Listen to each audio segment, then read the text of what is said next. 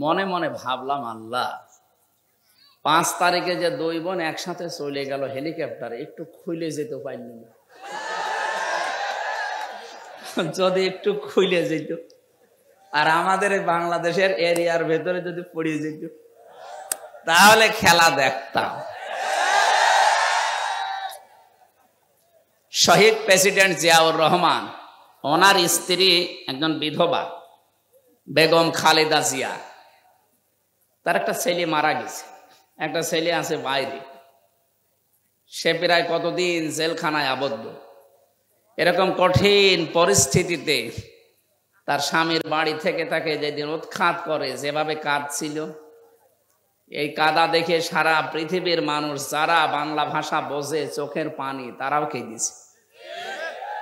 যে একজন মানুষ শুধু আনন্দ করেছে যে না, ঠিকই আছে। এই কথা বলে না কেন? আমার মনে মনে হচ্ছিল, যদি ওই দিন সত্যি হেলিকপ্টারের একটু হুকটা খুলে আল্লাহ যদি ফেলে দিত, তো অনেকে হাতের যে কিছু আছে এটা মিটাইত, যে যেমনি দিয়ে পারে একটু ভর্তা করে দিত, তখন বুঝতো ঠেলা কারে বলে। এটা বিধবা মেয়ে লোককে আপনি বাড়ি ছাড়া করলেন, এর গজব মনে হয় আল্লাহ লাগিয়েছে যে আপনাকে দেশ ছাড়া করে দিয়েছে। মাত্র এই 4 মাসের ভেতরে 2 জন স্বৈরাচার দুনিয়া থেকে, তার দেশ থেকে বিদায় নিল চরম অপমানিত হয়ে। কিছুদিন আগে বিদায় নিয়েছিল উনি, আর গতকালকে বিদায় নিয়েছে আর একজন ওনার ভাইরা ভাই। সবই স্বৈর শাসক। এই জন্য স্বৈরাচার যারা, তারা যেন শিক্ষা নেয় যে জোর করে সম্মান পাওয়া যায় না। কথা বলেন না কেন? বহু চেষ্টা চালায়নি, ইউনিয়ন থেকে শুরু করে সংসদ পর্যন্ত প্রত্যেক জায়গায় শিকড় গেড়ে দিয়েছিল নিজেদের লোক নিয়ে, না তাও হয়নি। আল্লাহ পাক বলেন, ফাতিল কাবুয়ুতুহুম খাবিয়াতাম বিমা যালামু। হে নবী, আপনি এই ঘরগুলো একটু দেখেন, এই সেই ঘরগুলো, এই সেই ঘরগুলো খাবিয়াতান, আমি জনশূন্য করে দিয়েছি, পরিত্যক্ত বানিয়ে দিয়েছি, উজাড় গৃহ বানিয়ে দিয়েছি, বিমা যালামু, তাদের জুলুমের কারণে। এটা যে কত বাস্তব তার প্রমাণ 2024 সালের 5 আগস্টের বিকাল আসতে আসতে আল্লাহ দেখিয়েছে। আপনি শুধু বাংলাদেশের দিকে তাকান, 630টা থানা আছে এই দেশে। কত? 630টা থানার যেখানে যেখানে জালেমদের বাড়ি ঘর ছিল, আপনি দেখেছেন খাবিয়াতাম বিমা যালামু, এদের জুলুমের কারণে আল্লাহ পুরা বাড়িকে পরিত্যক্ত করে দিয়েছেন। কুষ্টিয়ায় আমার হানিফের বাড়ি, আপনি এখন যে দেখবেন আর বাড়ি নেই, পায়খানার প্যান পর্যন্ত মানুষ খুলে নিয়ে চলে গেছে। ওটা এখন জাতীয় টয়লেট হয়ে গেছে। কথা বলছেন এখন? 5 দিন আগের পেপারে দেখলাম, ওই যে ঢাকার যে বাড়িটা, এত অহংকার করতো যেটা নিয়ে, যেখানে অনেকে আবেগে গিয়ে চুমা খেত, ওই বাড়িটা এখন দলবদ্ধ হয়ে মানুষ টয়লেট করছে। 4-5 জনের ছবি দেওয়া দেখলাম পেপারে, এদিকে একজন, ওদিকে একজন, ওদিকে একজন, ওদিকে একজন, মেশিন লাগিয়ে শুরু করিস, মনে হচ্ছে জামাতবদ্ধ প্রসাব চলছে। এর কারণ আছে? কারণ নেই কেন? একবারে 4-5 জন যাচ্ছে। এবার আসেন কারণ আমি দেখাচ্ছি। কাবাঘর তাওয়াফ করছিলাম, 6ষ্ঠ চক্কর শেষ করে 7ম চক্কর দিয়ে উপরে গেলাম, হঠাৎ দেখি পেটের ভেতরে ব্যথা, যন্ত্রণায় ফেটে যাচ্ছে। এক পুলিশকে ডাকলাম, ইয়া আখি তাআল, এদিকে আসেন। কি? ওনারে বললাম এখানে ফার্মেসি আছে। কেন? এতক্ষণ তো আমার ভালোই লাগছিল, হঠাৎ এখন আমার পেটে ব্যথা করছে, আমি ঔষধ কিনতে যাব। উনি আমারে বলে, ইয়া হাজি উল হুজ্জা তাই না বিলাদুকা, ও হাজি দেশ কোথায়? জি তুমি বাংলাদেশ। বাংলাদেশ থেকে এসেছি। আমার দিকে তাকিয়ে বলছে ওর ভাষা দিয়ে যে, হাজি আপনি জানেন না এটা কোন জায়গা? না তো, আবু জাহেলের বাড়ি। আপনি এখনো পায়খানা না করে দাঁড়িয়ে আছেন, তাড়াতাড়ি করেন। পায়খানা করে দেখি আমার পেটের ব্যথা ভালো হয়ে গেছে। আল্লাহ যেন আমাকে হাতে ধরে জিজ্ঞাসা করতে চাচ্ছে, হামজা এত দূর থেকে আসলে 6,500 কিলোমিটার, কত 6,500 কিলোমিটার দূর থেকে আসলে এত কষ্ট করে আর ওই শয়তানের বাড়ি পায়খানা না করে চলে যাবা, তাড়াতাড়ি করো। সত্যি এক কাজ করে দেখছি আমার পেটের ব্যথা ভালো। আমার তো মনে হচ্ছে জালেমদের বাড়ি ঘর আল্লাহ খবিয়াতান বানিয়ে দিয়েছে মানুষের প্রসাব পায়খানার জন্য। ঠিক পর্যন্ত না, এর পরেরটা শোনেন, ইন্না ফি যালিকা লায়াতাল লিকাউমিন ইয়ালামুন। এখানে আলেম যারা আছে লামে তাকিদ আছে, ইন্না ফি যালিকা লাআয়াতান, আল্লাহ বলেন অবশ্যই এর ভেতরে শিক্ষা আছে, লিকাউমিন ইয়ালামুন, যারা জ্ঞানী মানুষ তাদের জন্য। প্রধান অতিথি, বিশেষ অতিথি, সভাপতি, দেখেন সব জ্ঞানী মানুষ। সামনে যারা আছেন আমি বিশ্বাস করছি আপনাদের জ্ঞান আছে। আয়াতের শিক্ষাটা তো জ্ঞানী মানুষ নেবে নাকি? কি এটা আল্লাহ যে আয়াতান দিলেন, ইন্না ফি যালিকা, এর ভেতরে শিক্ষা আছে। কি সেই শিক্ষা? 15.5 বছরে এত বড় গভীর শিখর আল্লাহ যদি উপড়ে ফেলতে পারে, এদের বাড়ি ঘর যদি জোড়াজগড়িয়ে বানিয়ে দিতে পারে, জনশূন্য করে দিতে পারে, ভবিষ্যতে যারা চেয়ারে বসবে এরাও যদি জালেম হয় তাদেরকেও আল্লাহ জনশূন্য করে দেবে। এইটা শিক্ষা। আমি জানি এই শিক্ষা অনেকে তো নেবেই না, আরো মনে করবো ওইরকম বলেই থাকে। যেদিন নিজের ঘাড়ে পড়বে সেদিন টের পাবে। তাহলে সম্মান, মর্যাদা, ইজ্জত কোথায় আছে এটা আমাদেরকে আল্লাহ জানিয়েছেন। সূরা মুজাদালা 11 নম্বর আয়াতের মাঝের অংশে আছে, ইয়ারফাইল্লাহুল্লাযীনা আমানু মিনকুম ওয়াল্লাযীনা উতুল ইলমা দারাজাত, ইলা আখির আয়াত। আল্লাহ পাক বলেন ইয়ারফা, এটা মুজারে, বর্তমান, ভবিষ্যৎ, প্রেজেন্ট, ফিউচার। দিন যত যাবে তাদের সম্মান মর্যাদা বাড়তেই থাকবে। কাদের? তোমাদের ভেতরে যারা ঈমান আনবে, দুনিয়াতে যাদেরকে ইলম দেওয়া হবে, এই দুইটা গুণ যাদের আসবে তাদের দিনের পর দিন মর্যাদা বাড়বে। প্রশ্ন আসতে পারে, তামাম দুনিয়ায় 850 কোটির উপরে মানুষ, সম্মান মর্যাদা বৃদ্ধি হওয়া দূরের কথা, আমাদের অন্তত হালকা পাতলা যাদের ঈমান আছে তারা আরো মায়ের খাচ্ছি। কথা বলেন না কেন? যদিও সুসংবাদ, কালকে সিরিয়া স্বাধীন হয়ে গেছে। আমরা চাচ্ছি আল্লাহ খুব তাড়াতাড়ি ফিলিস্তিনটাও তুমি স্বাধীন করে দাও। মুসলিমদের এই শক্তি যত বৃদ্ধি হবে, প্রতিবেশী নামে কলঙ্ক এই দাদারা তত ভয় পাবে। আশপাশের যতগুলো রাষ্ট্র আপনি তাকান, পাকিস্তান, আফগানিস্তান, নেপাল, ভুটান, চীন, মায়ানমার, প্রত্যেকটা রাষ্ট্রের সাথে ওদের সম্পর্ক একটাও ভালো নেই।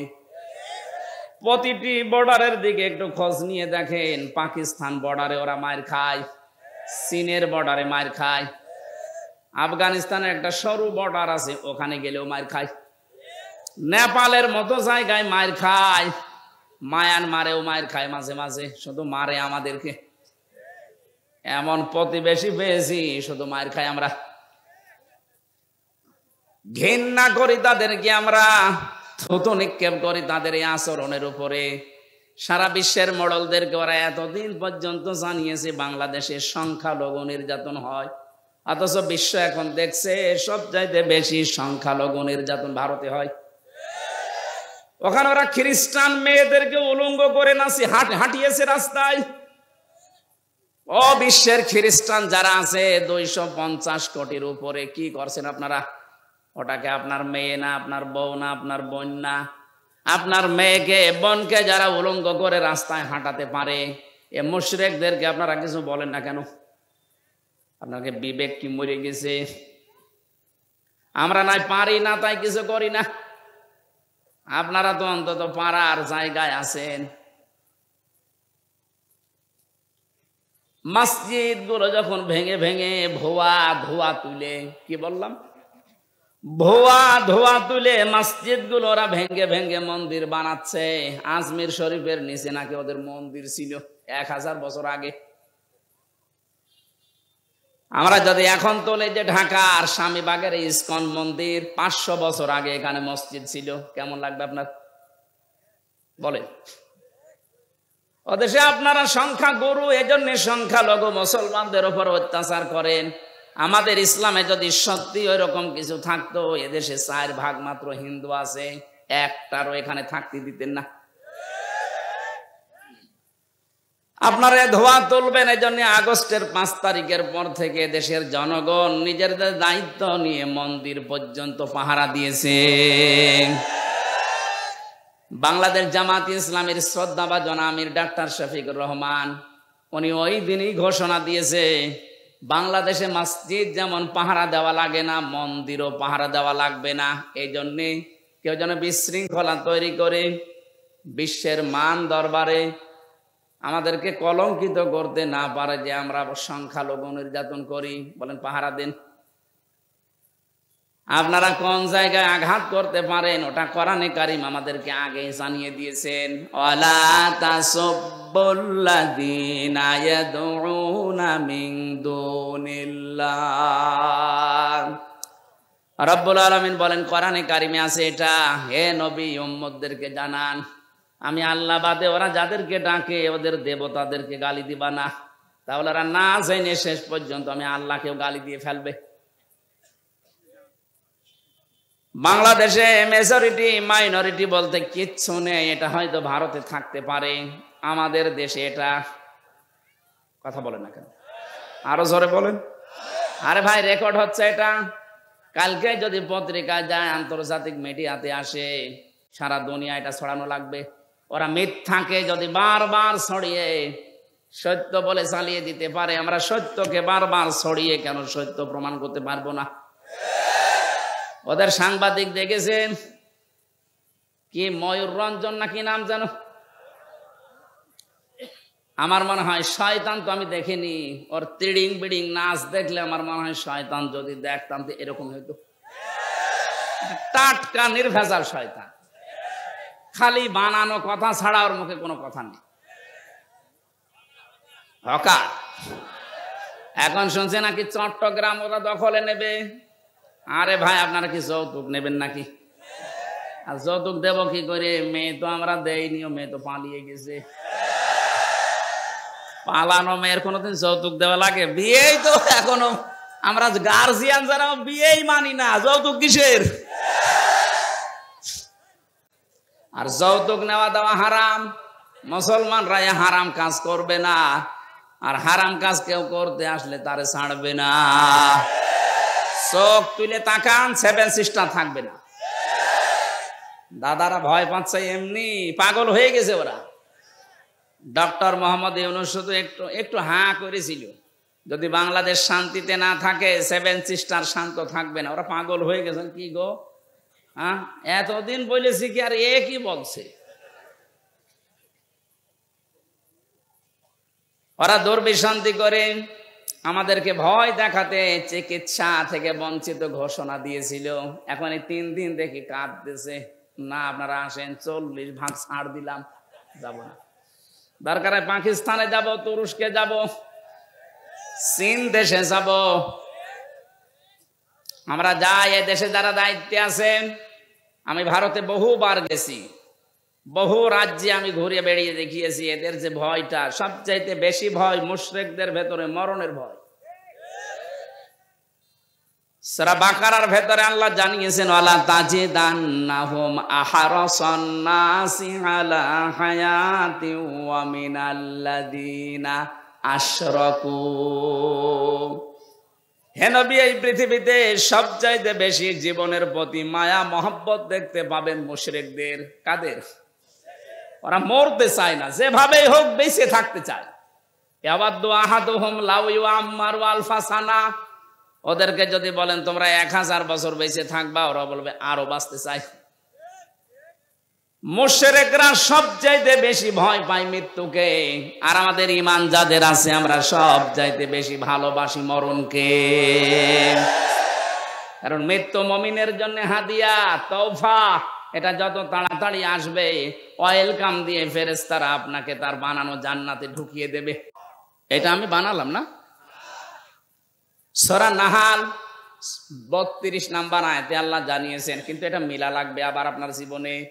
আল্লাযীনা তাতাওয়াফফাহুমুল মালাইকাতু তাইয়্যিবিনা ইয়াকুলুনা সালামুন আলাইকুম উদখুলুল জান্নাতা বিমা কুনতুম তা'মালুন। বলেন আল্লাহু আকবার। আল্লাহ পাক বলেন, মরণের বিছানায় যখন মুমিন আছাড় খেয়ে পড়ে ফেরেশতা পাঠিয়ে দেয়, 2 জন 4 জন 5 জন না, মালাইকা বহু বচন দিয়েছেন আল্লাহ। হাজার হাজার ফেরেশতা আসে তোর কাছে। আসার পরে যদি দেখে হ্যাঁ তোর জীবনটা তাজ্জিব পবিত্র ছিল, তাফসিরে মুফাসসির লিখেছেন তাজ্জিবিনা মানে এটা পোশাক পবিত্র না, শরীরের পবিত্র না, এটা বিশ্বাসের পবিত্রতা। ওদের বিশ্বাসের ভেতরে শিরিক ঢোকানো, আর আমরা যা করি আমাদের বিশ্বাসের ভেতরে ঈমান ঢোকানো। কথা বলেন না কেন? যাদের বিশ্বাসে শিরিক আছে পাল্টাবেন। আপনার বিশ্বাস যদি পবিত্রতা অর্জন করতে পারে, যখনই বিছানায় মরণে আষাঢ় খেয়ে পড়বেন ফেরেশতারা বলবে উদখুলুল জান্নাহ, প্রবেশ করেন। শুধু প্রবেশ করবেন না, সালাম শান্তির সাথে করেন। বিমা কুনতুম তা'মালুন, দুনিয়ায় যা করতেন সেইটার কারণে। ও বাংলার মুসলমানেরা, আমরা আহ্বান জানাবো যারা দায়িত্বে আছেন, খুব তাড়াতাড়ি পররাষ্ট্র নীতির কিছু নিয়ম নীতি আছে। প্রতিবেশী নামে কলঙ্কে দাদাদের সাথে সব ব্যবসা বাণিজ্য সব কূটনৈতিক সম্পর্ক ছিন্ন করে দিন, কোনো দরকার নেই। এগুলো আপনি পাকিস্তানের সাথে আবার ফিরে যান, চীনের সাথে বাড়ান, তুরস্কর সাথে বাড়ান। মুসলিম দেশ এখনো 57টা আছে, গতকালকে আর একটা হয়েছে 58টা। এতগুলো দেশের সাথে সম্পর্ক থাকলে এরা এমনিতে চিন্তায় মরে যাবে। আজকে দেখেন না সকালবেলা সুর নরম হয়ে গেছে, বস আমরা যে সরকার আসে এখন দায়িত্বে, এই উপদেষ্টা মন্ডলের যারা দায়িত্বে আছে এদের সাথে শক্তভাবে মিলে কাজ করতে চায়। কেন? এতদিন তো বলতেন এরা অবৈধ, ঠেলায় পড়িস। এই কথা বলে না কেন? ঠেলায় পড়লেও বাঘেও ধান খায়, ও ধান খাবে এবার।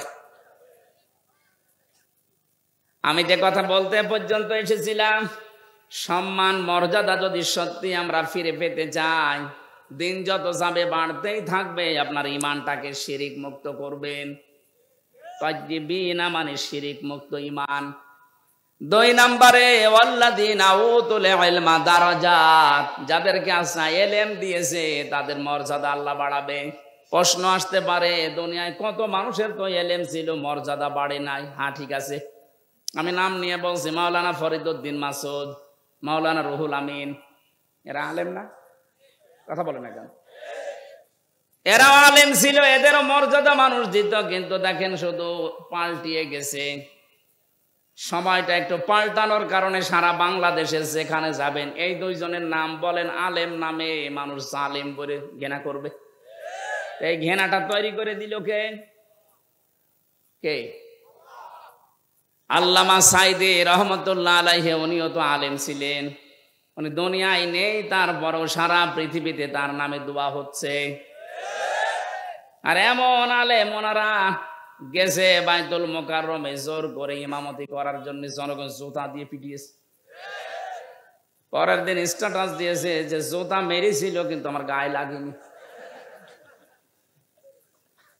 আপনার কত অপমান হবে। এই যে দারাজাত বহু বচন দিয়েছেন আল্লাহ, কেন জানেন?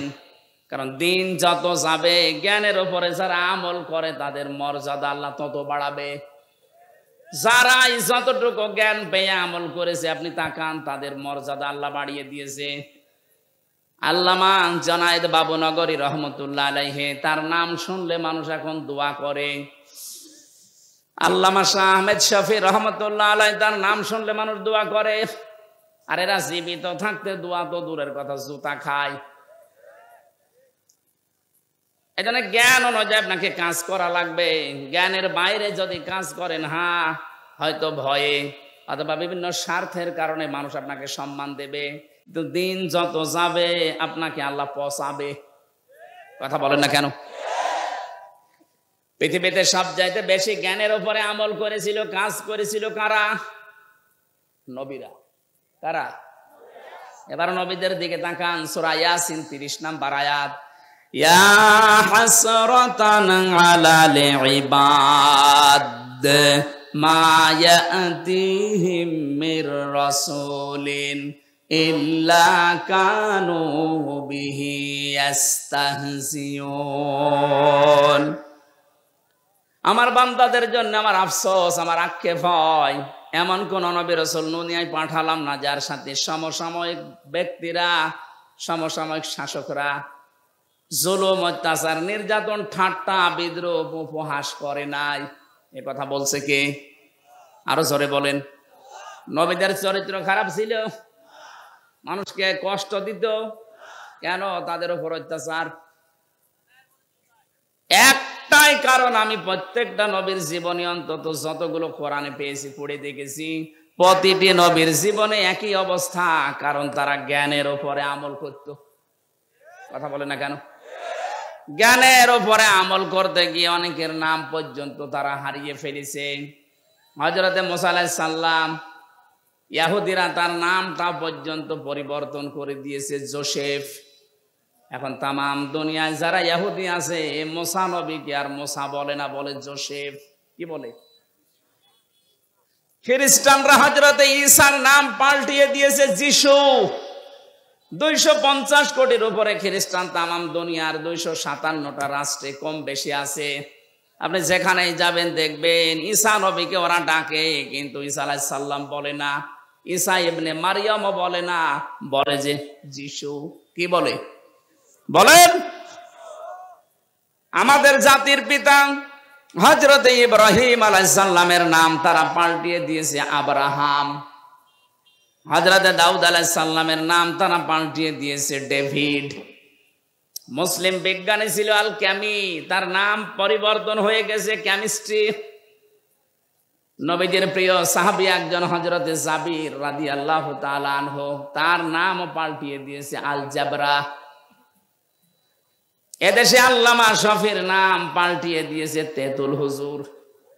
কথা বলে না কেন? শহীদ আল্লামা দেলাওয়ার হোসেন সাইদের নাম দিয়েছে দেল্লু শিকদার। আমি কি বানিয়ে বললাম? আমার নামও পাল্টিয়ে দিয়েছে পিসকে হুজুর। আমি কি পিসকে? সত্যি কথা বলতে গিয়ে জ্ঞানের উপরে যারাই দুনিয়াতে কাজ করবে, এটা ইহুদি, খ্রিস্টান, অমুসলিমদের কাজ। ওরা নাম পাল্টায়, ওরা নামের পরিবর্তন করতে পারলে ওদের আনন্দ লাগে। এই জন্যে শহীদ আন্তর্জাতিক জিয়া বিমানবন্দরের নাম পাল্টিয়ে আলাদা করে দিয়েছে। কথা বলেন না কেন? ওয়ালা তালমিজু আনফুসাকুম ওয়ালা তানাবাজু বিল আলকাব বিইসাল ইসমুল ফুসুক বাদাল ঈমান ওয়া মান লাম ইয়াতুব ফাউলাইকা হুমুজ জালিমুন। আল্লাহ বলেন নাম পাল্টাবা না। আজ যারা নাম পাল্টানোর হিরিক 15 বছর তৈরি করেছিলেন, কি হয়েছে? সে নাম তো আবার সব পাল্টিয়ে যাচ্ছে। কথা বলেন না কেন? টয়লেট থেকে শুরু করে সংসদ পর্যন্ত প্রতিটি জায়গায় নাম পাল্টাতে পাল্টাতে আর পারে নাই। সেটা পায়খানা টয়লেটের নামও দিয়েছে বঙ্গবন্ধু টয়লেট। আর কোথায় দেবেন? জাতে মাতাল হলো, কিন্তু তালে ঠিক ছিল। জিয়ার নাম মুছে দিয়েছে ঠিক, এমন একজনের নাম দিয়েছে যেটা মুসলমানদের আবেগের জায়গা, যেন এটা পাল্টাতে না পারে। আপনি এখান থেকে মুছে দিয়ে কি করবেন? আমি আরাফাতের ময়দানে ছিলাম, ওখানে জিয়াউর রহমান লক্ষ লক্ষ গাছ লাগিয়েছে, নিম গাছ। ওটাকে এখন আর ওই দেশের মানুষ নিম গাছ বলে না, বলে জিয়া গাছ। হয়তো ওনার জীবনী থেকে আমি এই কাজটা পেয়েছি, জীবনে যদি আল্লাহ ওনার একটা কাজও পছন্দ না করে, হাজিদের আরাফাতের ময়দানে একটা শান্তির ব্যবস্থা। কি গরম জানেন ওই দেশে, 40, 42, 45, 55 ডিগ্রি সেলসিয়াস চলে। সেখানে একটা নিম গাছের ছায়া পেলে মানুষ মনে হয় আকাশ আমার মাথার উপরে নেমে এসেছে। এই যে লক্ষ লক্ষ হাজি সাহেবেরা আরাফাতের ময়দানে যে নাম পাল্টিয়ে পাল্টিয়ে যাদের বিচার করে করে আব্দুল কাদের মোল্লা নাম পাল্টিয়ে দিয়েছেন,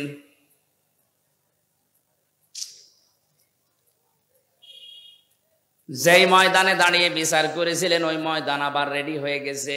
এতদিন যাদের বিচার করেছেন সোনা সাক্ষীর উপরে, এখন আপনার গণহত্যার জন্য বিচার হবে দেখা সাক্ষীতে। পৃথিবীতে যারা গণহত্যার সাথে জড়িত আমি তাদের জীবনী পড়ে দেখেছি, এত ঘৃণিত করে আল্লাহ দুনিয়ায় তাদেরকে রেখেছে। হিটলার, চেঙ্গিস খান, এ কথা বলছেন না কেন? ওরা যদি গণহত্যার সাথে জড়িত হওয়ার কারণে ওদের আল্লাহ ঘৃণিত করে দেয়, নিন্দিত করে দেয়, এখন কি কেউ হিটলার ছেলের নাম রাখে? Genghis Khan? বলেন বলেন। আপনি যা করেছেন আপনার নাম সুন্দর হতে পারে, যোগের আবর্তনে কালের আবর্তনে দেখবেন সময় একদিন আসবে আপনার নামটাই গণহত্যার কারণে চেঙ্গিস খানের মতো হিটলারের মতো ঘৃণিত হয়ে যাবে। যাদেরকে আপনি করেছিলেন তাদের নাম তো ঘৃণিত হয়নি, এখন তাদের নাম শুনলে মানুষ রহমতুল্লাহ আলাই পড়ে। 50 বছর পার হোক, আমরা যেহেতু এখানে আর 100 বছর পরে কেউ থাকবো না, নতুন প্রজন্ম এই জমিন চাষ করবে, দেখবেন ওই জামানায় মানুষ এটাকে গালি হিসাবে ব্যবহার করবে চেঙ্গিস খানের মতো। কথা বলেন না কেন? কারণ যারা জুলুম করে সবচাইতে বেশি আল্লাহ পাক তাদের দিকে তাকিয়ে থাকেন। অলা তাহসাবান্নাল্লাযীনা তাহসাবান্নাল্লাহা গাফিলান আম্মা ইয়ামালুজ জালিমুন। সূরা ইব্রাহিম 13 নম্বর পারা 19 নম্বর 12 নম্বর লাইনের 42 নম্বর আয়াতের প্রথম অংশে আছে আল্লাহ পাক বলেন, হে নবী আপনি কি মনে করেন যে জালেমদের কোনো খোঁজ আমি রাখি না? সবচাইতে বেশি খোঁজ খবর রাখি আমি জালেমদের। কাদের? এজন্য যারা জুলুম করেছিলেন এই জামানায়, বিশেষ করে 15.5 বছরের জুলুম মানুষ বলতে পারে না, আমি তো পারি না, কারণ আমি নিজে শিকার। কথা বলেন না কেন? 3টা বছর আমি কিচ্ছু জানি না এ বিষয়ে, কেন আমাকে এই জুলুমের শিকার করলেন? সবাই মাফ করে দিলেও আমার মামলার আয়ু থেকে শুরু করে একেবারে টপ টু বটন যারা জড়িত, একটাকেও আমার ক্ষমা নেই। ক্ষমা করতে পারি, আমি যা করেছিলাম ওই কাজ আপনাকে করা লাগবে। 3 বছর ফাঁসির কন্ডেম ছেলে থাকবেন, আর 30 থেকে 32 লাখ টাকা আমার বাবার কাছ থেকে নিয়েছেন, ফেরত দেওয়া লাগবে। সেদিন মামলার আয়ু কল দিয়ে বলছে, হুজুর মাফ করে দিয়েন। মাফ করে দিয়েছি, টাকা ফেরত দেন। টাকা ফেরত দেবেন না, মাফ চাবেন মানে? শুধু আমি হামজা না, এরকম হাজার লক্ষ হামজা ভিকটিম আছে, যার কাছে যারা অপরাধ করেছেন তার কাছে যে আগে ওই টাকা ফেরত দেবেন, ক্ষতিপূরণ দিয়ে বলবেন আস্তাগফিরুল্লাহ। কথা বলেন না কেন? এখানে বহু মানুষ আমরা এমন আছি, এই 15.5 বছরে যে জায়গায় ওঠার দরকার আমি ওই পর্যন্ত উঠতে পারিনি। এই কথা বলেন না কেন? আমার ব্যবসা বাণিজ্য করতে দেননি, মিথ্যা মামলা দিয়ে মিথ্যা সাক্ষী দিয়ে আমারে ঘরে থাকতে দেননি। 15টা বছর অনেকে এমনও আছে যারা গাছতলায়, বাঁশতলায়, পানের বরজে, ধানের খেতে, ভুট্টা খেতে কাটিয়েছে। এত কষ্টের সাথে যারা জড়িত, আর আপনি এখন আস্তাগফিরুল্লাহ পড়বেন আল্লাহ মাফ করে দেবে, ইয়ার কি নাকি?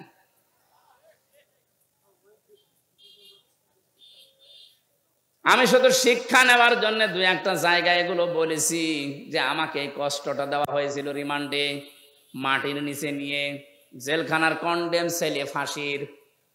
অনেক শয়তান এখন শুনছে, বলছে হ্যাঁ জেল খেটেছে তাই কি এ কথা বলা লাগবে? শয়তান তোমারে যদি 10 দিন টাঙিয়ে রাখতো তখন বুঝতে। কত অসহায় থাকে ওখানে মানুষ জানেন আপনি?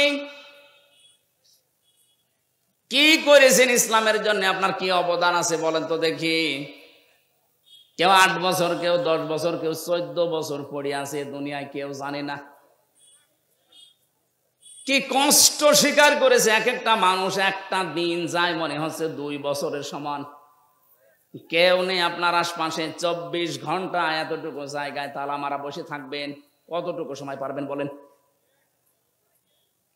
ফখরুল ভাইয়ের কথা শুনছিলাম, উনি আমার খন্ডেম ছেলে, আমার ছেলে ছিল। হামজা তোমার সাথে কি করেছে আমি জানি না, আমার পায়ের ভেতর দিয়ে হাত দিয়েছে। সামনে যে লোহার ব্যারিকেড দেওয়া ছিল ছোট ছোট, ওর সাথে হাত লাগিয়ে তালা লাগিয়ে দিয়েছে। আরে ভাই 2-5 মিনিট পরে খুলে দে না, বছরের পর বছর 1.5-2 মিনিট সময় দিল টয়লেট করার জন্য। সকালে কয়েকটা পচা ছোলা দিয়েছে, তো পচা, পারলে খান, না পারলে ফেলে দেন। দুপুরে 1 মুঠ ভাত দিয়েছে, তা মনে হচ্ছে মাখিয়ে দিয়েছে। কয়দিন আপনি পারবেন, কয় সপ্তাহ পারবেন? 8 বছর, 10 বছর, 14 বছরের লোক পেয়েছি আমি। এত বড় বড় নখ হয়ে গেছে, ওরা দেওয়ালের সাথে খুশিয়ে খুশিয়ে ভাবে লিখে রেখেছে ভাঙা ভাঙা অক্ষরে, ভাই যদি কেউ বাইরে যেতে পারেন এই নাম্বারটা একটু জানাবেন যে আমি বেশি আছি। এখনো পর্যন্ত অনেকে জালেমের সাফাই গায়ের বলে কি হয়েছে যে ওনার পালানো লাগলো, কি হয়েছে? আপনার সাথে তো হয়নি, আপনি টের পাবেন না। এই লোকটারে জিজ্ঞাসা করেন। যাদের সাথে হয়েছে তারা যদি বলে যে আমি মাফ করে দিলাম, আমার কোনো দায় নেই, কিন্তু আমারটা হবে না, আমার টাকা ফেরত দেওয়া লাগবে। আর আমার মতো 3 বছর ফাঁসির কন্ডেম ছেলে বিনা কারণে পড়ে থাকা লাগবে, তাও যোগাযোগ বিচ্ছিন্ন হয়ে। এমনি দুঃখে বলছি না, আমার ছোট মেয়েটা আজ পর্যন্ত আমার কাছে আসে না, আমার চেনেও না। কি করেছিলাম আমি, তার আমি 7 মাস রেখে গেছি, এখন তার বয়স 4.5 বছর।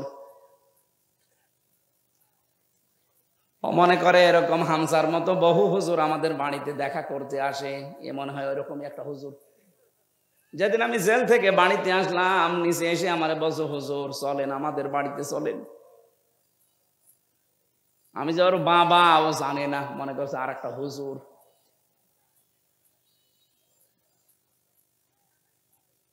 ফেসবুকে যারা উল্টা পাল্টা কথা ছড়ান আমার নামে, বাস্তবতা বুঝে ছড়াবেন।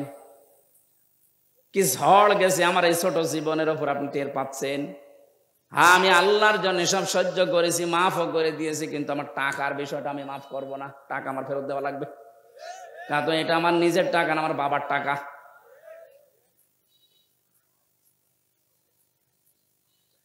নামের হিড়িক যারা চালিয়েছিলেন এতদিন, কি হচ্ছে আপনাদের নাম এখন? কি হয়েছে ওই জায়গাগুলোর নাম দেখেন। প্রত্যেকটা জায়গা থেকে জনগণ ওই সাইনবোর্ড লাগিয়ে টাঙিয়ে ফেলে দিয়ে জেলার নাম লিখে দিচ্ছে।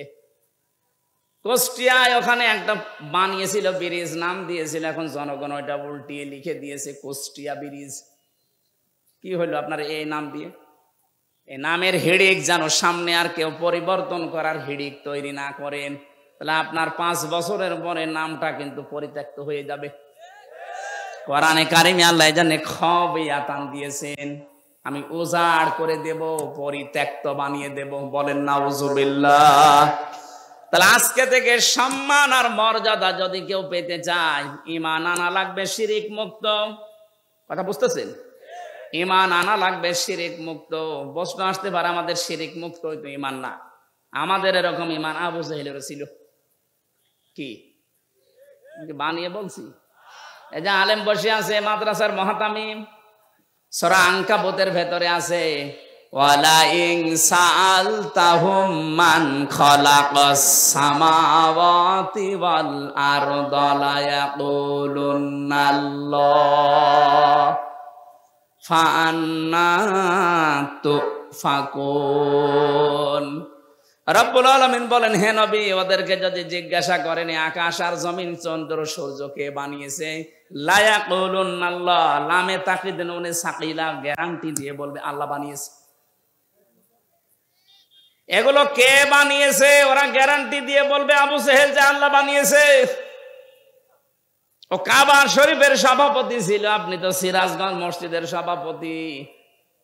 সিরাজগঞ্জ গোল চত্বরের মসজিদের সভাপতি হয়ে আপনি বগল বাজাচ্ছেন যে আমি জান্নাতে যাব না, যাবে কে? আপনি যদি ওই রকম ঈমান নিয়ে জান্নাতের আশা করে বসে থাকেন, তে আবু জেহেল কি দোষ করেছিল? ও তো সিরাজগঞ্জের মসজিদের সভাপতি না, ও ছিল কোন মসজিদের? কাবার।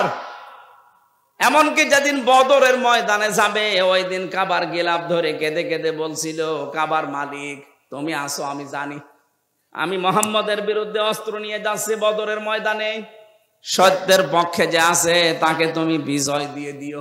ওর দোয়া ছাতা কবুল হয়ে গেছে, কারণ ও তো সত্যের পক্ষে ছিল না। সত্যের পক্ষে যিনি ছিলেন আল্লাহ তাকে বিজয় দিয়েছে। কথা বলেন ঠিক কিনা? এই জন্য আমার মূল কথা এই, আমরা যদি সত্যি ঈমান আনতে পারি, ঈমানটা শিরিক মুক্ত হওয়া লাগবে। শিরিক আমি এক কথায় বলছি, আল্লাহ যেটা পারে ওইটা অন্য কেউ পারে, এই কথা বিশ্বাস করার নাম শিরিক। আর শিরিক যে করে সে মুশরিক। বুঝেছেন কিনা বলেন? না বললে আমি আবার রিপিট করব। আল্লাহ যেটা পারে ওইটা অন্য কেউ পারে, বিশ্বাস করার নাম শিরিক। শিরিক যে করে সে মুশরিক। কথা বলেন। আলাহুল খালকু ওয়াল আমরু তাবারাকাল্লাহু রাব্বুল আলামিন। আল্লাহ পাক বলেন সৃষ্টি যার, হুকুম চলবে তার। এটা আমি বানালাম। সূরা আরাফের ভেতরে আছে 54 নম্বর আয়াত। আল্লাহ পাক বলেন সৃষ্টি যার, হুকুম চলবে তার। যেহেতু এই জমিন বানিয়েছে আল্লাহ, এখানে হুকুম চলার কথা কার? সুতরাং এই জমিন আল্লাহর, এখানে যারা আল্লাহর আইন বাদ দিয়ে অন্য আইন দাঁড় করাতে চান তারা শিরিক করছেন। আর শিরিক যে করবে সে, আরো জোরে, এটা বারবার বলছি কেন? কারণ এখন একটা মোক্ষম সময় চলছে। আপনারা জানেন সারা বাংলাদেশ থেকে যে এখন সংবিধান সংস্কারের কাজ চলছে, জানেন না? 96% মুসলমানের সবাই যদি আমরা আওয়াজ ধরি, যারা দায়িত্বে আছেন, সংবিধান এখন হবে এই দেশে মুসলমানের দেশে কোরআন। কারণ সংবিধান নামে একটা সূরা কোরআনে আল্লাহ দিয়েছেন, ফুরকান। ফুরকান মানে সংবিধান, ফুরকান মানে কি? এখানে 74টা আয়াত আছে, 73টা ধারা আছে।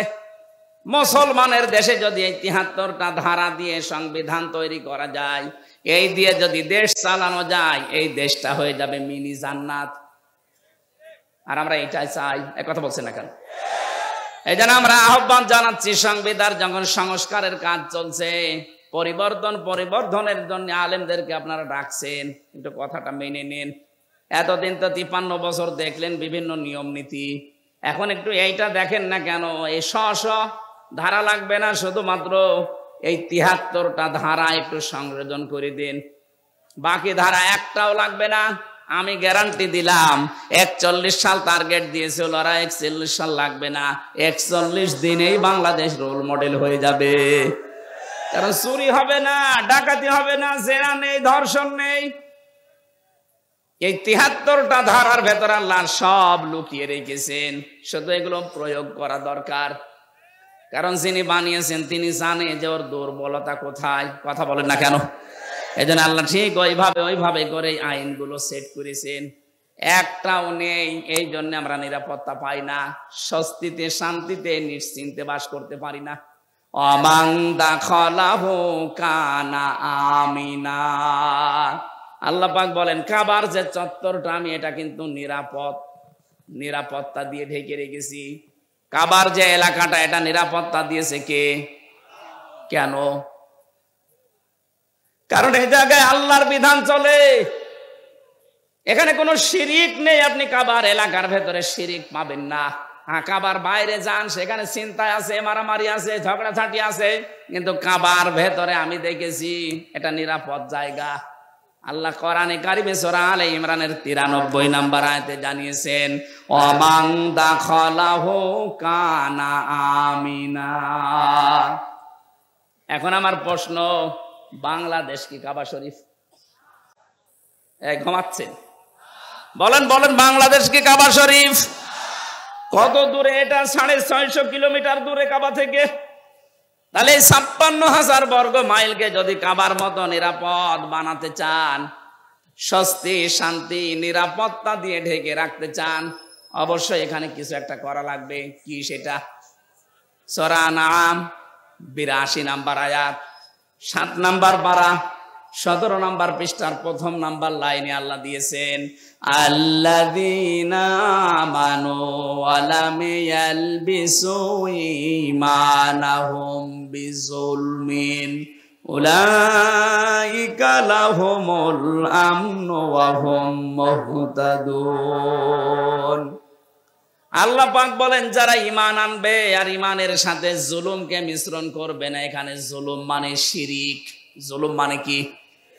যারা জুলুমকে মিশ্রণ করবে না ঈমানের সাথে, উলাইকা লাহুমুল আমনু, আল্লাহ যেন এভাবে দেখাচ্ছেন, উলাইকা লাহুমুল আমনু, এই মানুষগুলো শান্তির হকদার।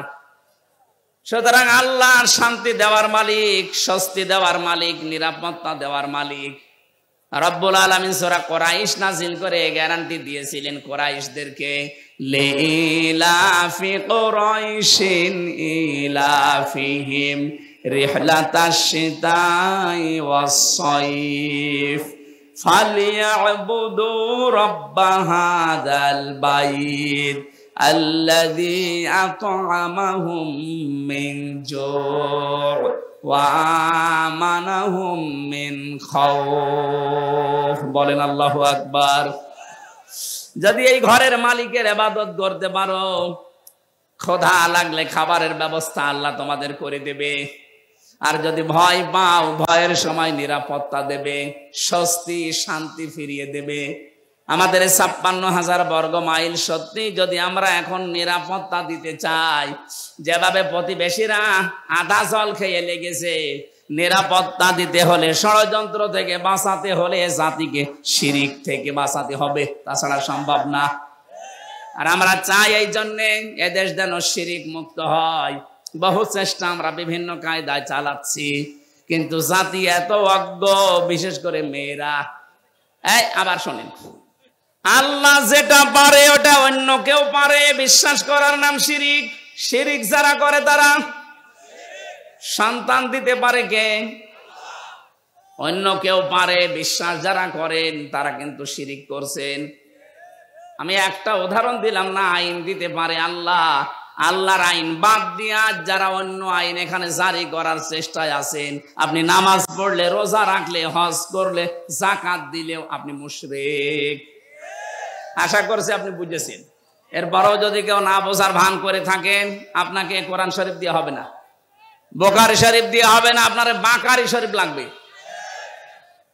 আল্লাহ আপনাকে বোঝার তৌফিক দিন, বলেন আমিন। এজন্য ঈমান আনার পাশাপাশি জ্ঞান অনুযায়ী যদি আমরা আমল করতে পারি, দিন যত যাবে সৃষ্টি জগতের সামনে আমাদের মর্যাদা সম্মান আল্লাহ বাড়াতেই থাকবে। আল্লাহ যেন আমাদেরকে এটা দেখান, বলেন আমিন। কোরআনে কারীমের সূরা মুতাফফিফিন, এখান থেকে মাত্র ৩-৪টা আয়াত আমরা তেলাওয়াত করেছি তাফসীর আকারে। আপনারা সেই মাগরিব থেকে বসে আছেন তো, আমি দেখতে পাচ্ছি অনেকে ওঠাউঠি করছে। একটা পেশাব পায়খানার ব্যাপার আছে, আবার অনেকের বিড়ির নেশা আছে। বিড়ি খাওয়ার যাদের নেশা আছে, এই মানুষগুলো তো উঠবে, এদেরকে আপনি ওয়াজ করে ঠেকাতে পারবেন না। সুতরাং যাদের পেশাব পায়খানা, বিড়ি খাওয়ার খুব নেশা লেগেছে, আপনি খেয়ে আবার চলে আসবেন। একেবারে চলে যেন না, খেয়ে আবার চলে আসবেন। আসবেন তো ইনশাআল্লাহ।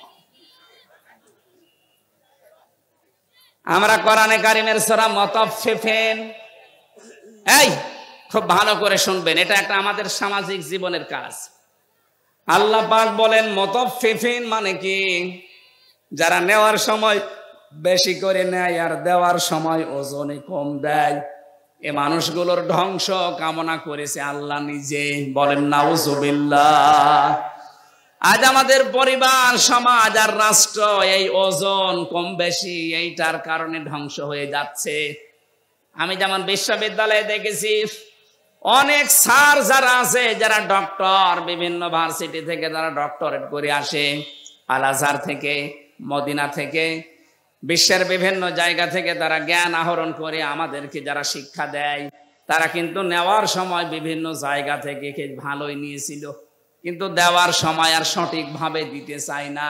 তখন বলে প্রাইভেট পড়া লাগবে, কোচিং করা লাগবে, বা উনি অন্য বিশ্ববিদ্যালয় প্রাইভেটে যে ক্লাস করায়। আমি শুধু ভার্সিটির স্যারদের উদাহরণ দিলাম এই জন্যে, এটা প্রাইমারি থেকে শুরু করে একেবারে কলেজ পর্যন্ত সব জায়গায়, হাফিজি মাদ্রাসা থেকে একেবারে দাওরা মাদ্রাসা পর্যন্ত, 1 থেকে কামেল পর্যন্ত প্রত্যেকটা জায়গার জন্য বলছি, শিক্ষক যারা আছেন নেওয়ার সময় যারা বেশি বেশি জ্ঞান অর্জন করেন, দেওয়ার সময় যারা সঠিকভাবে দিতে চান না ছাত্রদেরকে, তখন আবার প্রাইভেট পড়া লাগবে, কোচিং করা লাগবে, আপনি কিন্তু ধ্বংস হয়ে যাবেন। এক কথা বলছেন।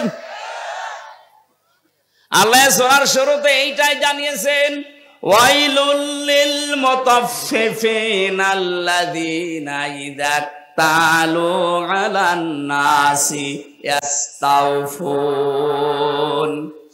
ধ্বংস হয়ে যাক ওই মানুষগুলো যারা নেওয়ার সময় বেশি নেয়, দেওয়ার সময় কম দেয়।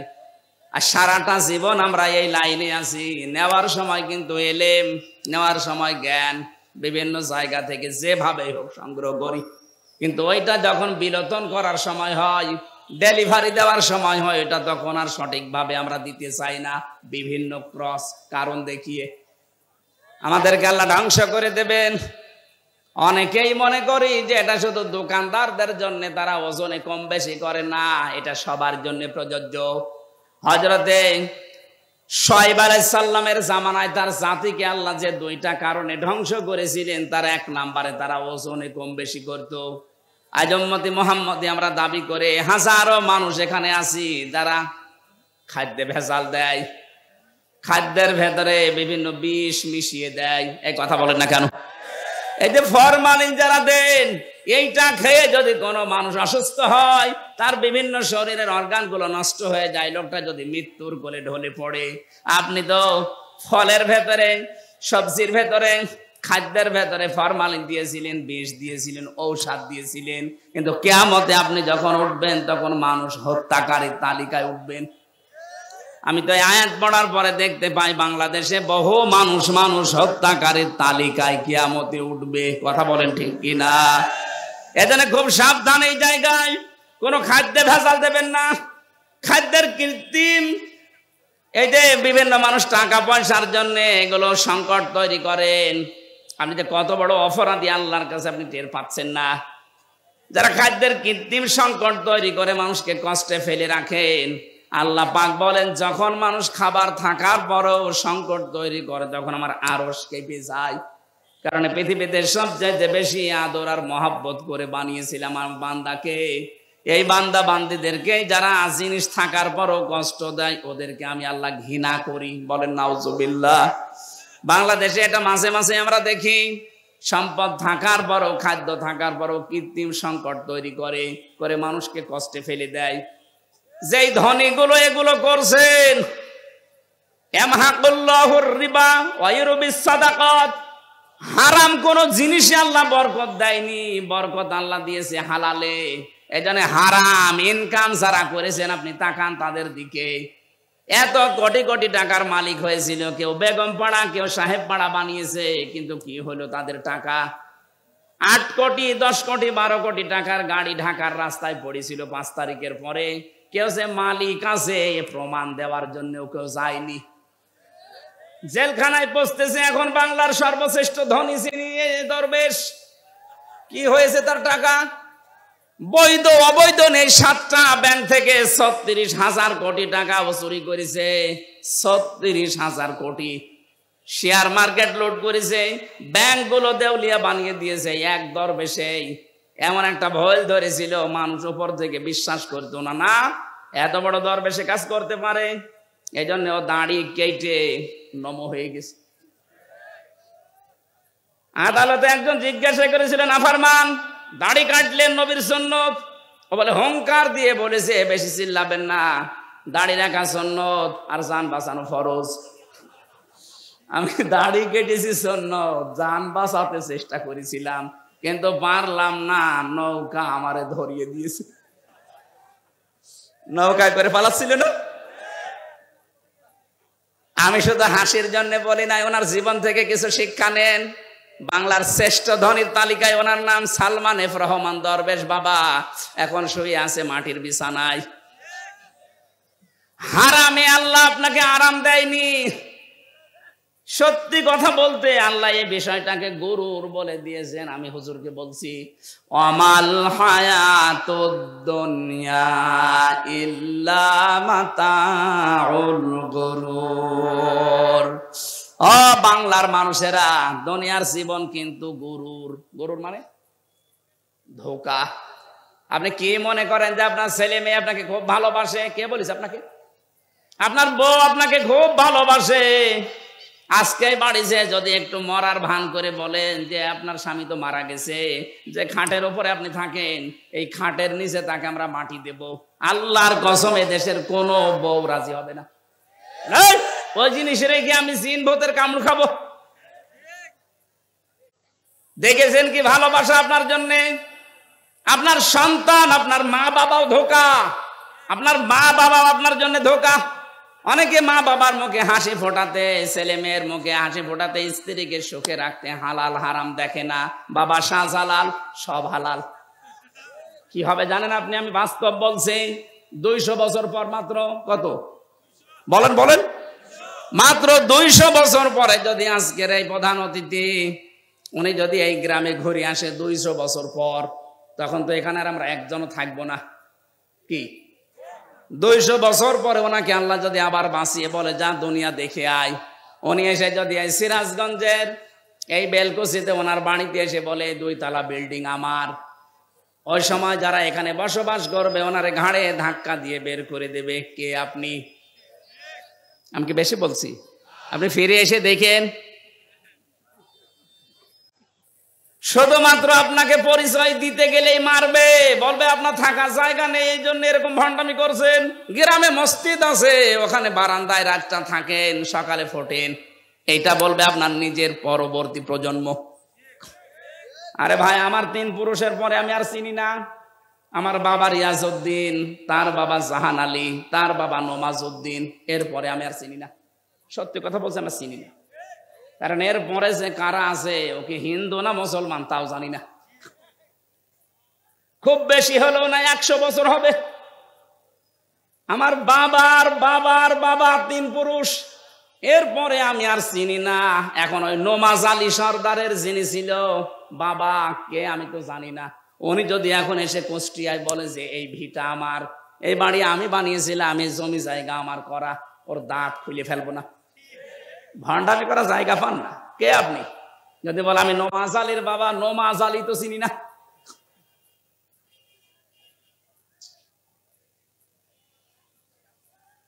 দুনিয়ার জীবনটা সত্যিই কিন্তু ধোঁকা। এই জন্য হারাম অবৈধ ইনকামের পথে যারা পা বাড়িয়েছেন আপনি থামেন, নয়তো কিন্তু এইটাই আপনার কাল হয়ে দাঁড়াবে। আরে ভাই, মানুষের জীবন তো সফল ওই লোকটা ফামাঙে সহসিহানিন্নার ওয়া উদখিলাল জান্নাতা ফাকাদ ফাজ। আল্লাহ পাক বলেন ওই লোকটার জীবন সফল, সাকসেস, যাকে আমি আল্লাহ আস্তে করে যাওয়ার তৌফিক দেই আর আস্তে আস্তে জান্নাতের কাজের দিকে এগিয়ে দেই। এটা এক অর্থ। 2 নাম্বার অর্থ হচ্ছে যাকে কিয়ামতে আমি আল্লাহ জাহান্নামের আগুন থেকে মুক্ত করে জান্নাতি বলে ঘোষণা দিয়ে দেব, এই লোকটার জীবন সফল। কোরআনে কারিমে আল্লাহ ইসকাউনা মির রাহিকিম মাখতুম খিতামুহু মিসক ওয়া ফি যালিকা ফালিয়াতানা ফাসিল মুতানাফিসুন। জোরে বলেন আমিন। রব্বুল আলামিন জানিয়েছেন ইসকাউনা মির রাহিকিম মাখতুম। রাহিক শব্দের শাব্দিক অর্থ হচ্ছে শরাব, মদ। আল্লাহ পাক এমন মদ তোমাদেরকে পান করাবেন, এমন শরাব, এই মদের বর্ণনা আল্লাহ দিয়েছেন খিতামুহু মিসকন, মিস্ক আম্বর দিয়ে যার মুখটা আটকানো থাকবে। আজ পর্যন্ত ওই মদের বোতল কেউ খোলে নাই। মদের বোতল এমনিতেই গন্ধ হয়ে যায় যদি আটকিয়ে রাখেন কোনো জিনিস, এটা পৃথিবীর নিয়ম। পৃথিবীর কোনো জিনিস যদি কেউ এক জায়গায় রেখে দেয়, যত দামি জিনিস হোক, ওটা নষ্ট হয়ে যাবে। আপনি পানি এক জায়গায় রেখে দেন, দেখেন গন্ধ হবে, পোকামাকড় তৈরি হবে, দুর্গন্ধ বের হবে। কথা বলছে না কেন? পছন্দ ধরে যাবে। লোহা লক্কড় এক জায়গায় রেখে দেন, দেখেন জং ধরবে, মরিচা পড়বে, আস্তে আস্তে নষ্ট হয়ে যাবে। পৃথিবীর নিয়মই এইটা, কোনো জিনিস এক জায়গায় রাখলে ঠিক থাকে না, আর মুখ আটকালে তো ওটা আগে নষ্ট হয়ে যায়। আল্লাহ পাক বলেন একটা মেয়াদ আছে, এরপরে ওটা ঠিক থাকে না। সে বোতল জাত বলেন আর যাই বলেন, আল্লাহ বলেন আমি এমন মাখতুম দিয়েছি, খিতামুহু মিস্ক, এটা আমি মেশকে আম্বর দিয়ে মুখটা আটকিয়ে দিয়েছি। অফি যালিকা ফালিয়াতানাফাসিল মুতানাফিসুন, এই মদ যারা খাবে দিন যত যাবে তাদের চেহারা পাল্টাতে থাকবে, তারা মাতাল হবে না, কোনোদিন হুঁশহারা হবে না। সুতরাং এই জান্নাত পাওয়ার জন্য যারা প্রতিযোগী আছে তাদের প্রতিযোগিতা করা উচিত। কে বলছেন? সুতরাং আমাদের এই দশর দুনিয়ায়, এই নশ্বর পৃথিবীতে আমরা যদি বুদ্ধিমান হয়ে থাকি, আমাদের ওই বানানো আল্লাহর যে বাগান জান্নাত, যেটাতে মদ আল্লাহ রেখে দিয়েছেন মুখ ঢেকে, ওইটা পাওয়ার জন্য প্রতিযোগিতা করা দরকার। মিজাজুহু ওয়া মিজাজুহু মিন তাসনিম, আল্লাহ পাক বলেন আমি তাসনিম রেখেছি। আমি আজকে তাসনিমের ব্যাখ্যাটা পেয়েছিলাম। তাসনিম মানে আমরা মনে করি, এটা ব্যাখ্যায়, তাসনিমের ব্যাখ্যায় আছে সবচাইতে উত্তম এবং সুন্দর পানি। বিশ্বের ভেতরে এখন একজনের নাম আপনারা শোনেন, এই যে নীতা আম্বানি, ভারতে বাড়ি। এই মেয়েটা যে পানি খায়, এ পানির নাম অ্যাকোয়া ডি ক্রিস্টোলা। এক এক বোতল 750 গ্রামের বোতলের দাম বাংলাদেশের টাকায় 51 লাখ টাকা। এক বোতল পানি মাত্র 750 গ্রাম, 51 লাখ টাকা দিয়ে এক বোতল পানি খায়। এরকম যদি 10 বোতল পানি রাত দিন মিলে লাগে, হিসাব করে তো কত টাকা আসে। 5 গ্রাম স্বর্ণের স্বর্ণ পোড়ানো যেটা আছে পানি, ওই যে ছাই আছে স্বর্ণ পোড়ানো, ওইটা ওর ভেতরে দেওয়াটা স্বাস্থ্যের জন্য নাকি ভালো। আল্লাহ পাক বলেন জান্নাতের যে মিজাজুহু তাসনিম, এটা যদি মানুষের ভেতরে যায়, দিন যত যাবে তার চেহারা তত গ্লেজ দেবে। জানেন নীতা আম্বানির বয়স অনেক, 60 বছরের উপরে, কিন্তু মনে হচ্ছে 30 বছর বয়স। আমার মনে হয় মিডিয়া যারা আছে, নীতা আম্বানির নাম শুনে রসপিকার মতো আবার আমার কোন তাল লাগায় আল্লাহ জানে, এরা খালি প্যাচ লাগানোর ধান্দায় আছে। আমি তো একটা উদাহরণ দিলাম তাসনিম দিয়ে। এত উত্তম পানি আল্লাহ আমাদের জন্য ব্যবস্থা করে রেখেছেন। আইনাই ইয়াশরাবু বিহাল মুকাররাবুন, যারা আল্লাহর সান্নিধ্য প্রাপ্ত বান্দা হবে তাদেরকে আল্লাহ এই আইনুন মানে ঝর্ণা, এখান থেকে পান করাবে। জোরে বলেন আমিন। আমাদের ওই যোগ্যতা আছে কিনা আপনি নিজেই বুঝতে পারছেন, আপনি ওই জায়গায় যেতে পারবেন কিনা। এই জন্য হাওয়া হারাম অবৈধ, নেওয়ার সময় বেশি বেশি নেওয়া, দেওয়ার সময় কম কম দেওয়া, এই সমস্ত কাজ কারবার ছেড়ে দেওয়া লাগবে। খাদ্যে ভেজাল দেওয়া, ওজনে কম বেশি করা, মানুষকে ঠকানো, এগুলো সব মনে করবেন আমার নিজের জন্য ঠকছি আমি। একজনকে ঠকানো মানে আমি আগে নিজে ঠকলাম, কারণ কিয়ামতে এই ঠকা জিনিস আগে তাকে দেওয়া লাগবে। দুনিয়ায় কাউকে যদি কেউ ঠকান, আগে দুনিয়ার ময়দানে না, কিয়ামতে যখন আল্লাহ বিচার করবে, ওইটা আগে তাকে ফেরত দেওয়া লাগবে। কি দিয়ে দেবেন? দুনিয়ায় যে কয়টা ভালো কাজ করেছিলেন নেকির কাজ দিয়ে দেওয়া লাগবে। এজন্য সবচাইতে বড় আহাম্মক ওই লোকটা, যে লোকটা মানুষের ক্ষতি করে আনন্দ পায়, অথচ এইটার দ্বারা তার নিজের ক্ষতি হয়। আল্লাহ তুমি আমাদেরকে সহজভাবে যা বোঝার তৌফিক দেন, বলেন আমিন। আপনার দ্বারা যদি কারো উপকার নাও হয়, দুনিয়ায় যেন কারো ক্ষতি করবেন না, কারণ ক্ষতি করা মানে নিজের পায়ে কুড়াল মারা। হযরতে হাসান বসরি রাহমাতুল্লাহ আলাইহি, উনি একজনের কাছে ফলের ঝুড়ি সাজিয়ে সাজিয়ে পাঠিয়ে দিলেন। লোকটা ফলের ঝুড়ি জিজ্ঞাসা করছে কে পাঠিয়েছে? বলে হাসান বসরি। জিজ্ঞাসা করে কেন? আমি তো তার নামে বদনাম করলাম আর সে আমার জন্য ফলের ঝুড়ি পাঠিয়েছে। ডাক দিয়ে বলে আল্লাহর বান্দা, সে খুব ভালো করে জানে আপনি যে বদনাম করলেন ওই দোষ সে করে নাই। যে দোষ লোকটা করে নাই ওই দোষের বদনাম যদি তার নামে কেউ দেয়, অমাইয়া কিসেবে খতিয়াতান আও ইসমান সুম্মা রমি বিহি বারিয়ান ফাকাদ হিতামালা বুহতানা ওয়া ইসমাম মুবিনা। সূরা নিসা 112 নম্বর আয়াতে আল্লাহ জানিয়েছেন, পৃথিবীতে এমন অনেক আহাম্মক মার্কা মানুষ আছে, নিজে অন্যায় করে, নিজে দোষ করে, অপরাধ করে, আর এটা একটা নির্দোষ ভালো মানুষের মাথার উপরে চাপিয়ে নিজে ভালো সাজে।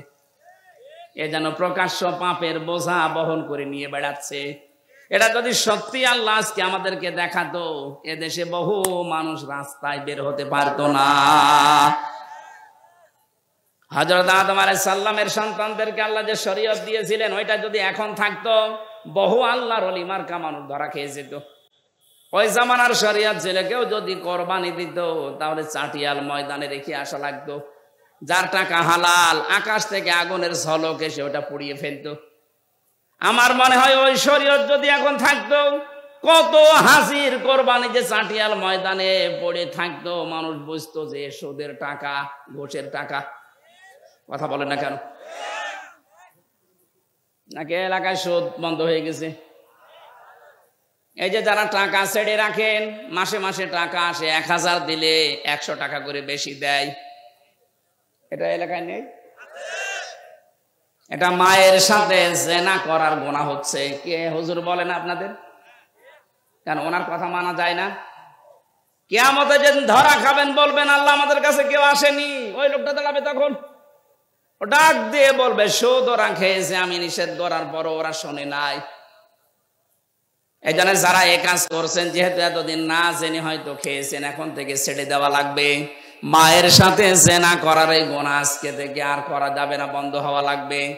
যারা টাকা ছেড়ে রেখেছেন, টাকা আসে, এই ব্যবসা কারা কারা বন্ধ করবেন? হাত তোলেন। ও এলাকায় আসি, হালকা পাতলা আছে, বেশি না, ঠিক আছে, আপনারা চালান।